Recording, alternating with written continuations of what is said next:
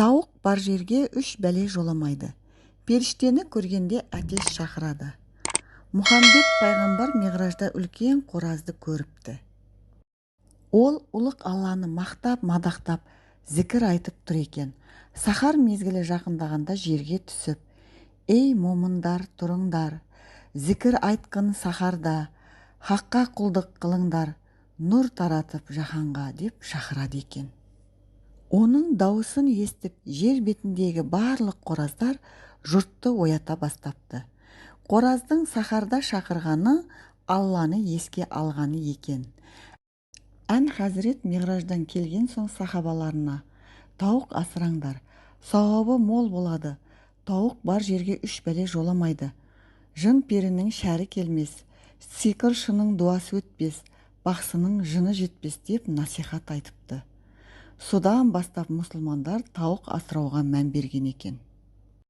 Жүрек көзі ашылған әулие адамдарда тауықтың шақырғанын жай ғана дыбыс деп емес, мақұлықтың құлшылығы деп біледі. Оған дәлел Шәкәрім Құдайбердіұлының «Тауық неге шақырар сағат сайын» деп басталатын өлеңі. Ақын осы өлеңінде хайуанның қылығын басқаша қырынан сипаттайды. Тауық неге шақырар сағат сайын, дейме уақыт өткенін ұқтырайын. Бар деп тұр ойға алып бір құдайын, зор құдіретін әлемге ұқтырайын. Құлшылық, намазы мен иманы сол, күнде бір, айында бір, сағат сайын. Кейбір аңыздарда қораз шақырса періштені көреді, қарға қарқылдаса шайтанды көреді деп ырымдайды.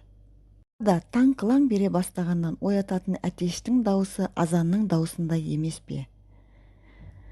Аңыз әңгімеде айтылғандай қораз әр таңда шақырып, періштені көріп тұрса, сол аулада береке орнамағанда қайтсын?